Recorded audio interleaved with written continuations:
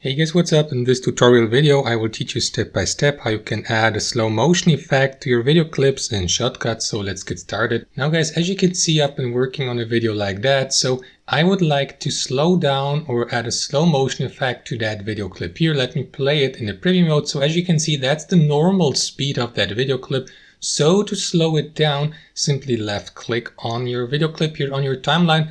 And what you want to do next, guys, is head over to the video clips property section by clicking on properties here and simply decrease the speed of the video here at the top. For example, 1 is the default speed, but you can slow it down, for example, by halving the speed to 0.5, for example, or to 0.3 or to 0.2 to slow your video down even more. So let me change it to, let's say, 0.3 speed. Click on apply here. And there you go, I've played that video in the preview. We will see that that video clip has been slowed down significantly. So that's basically it, guys. Thanks for watching and have a fantastic day.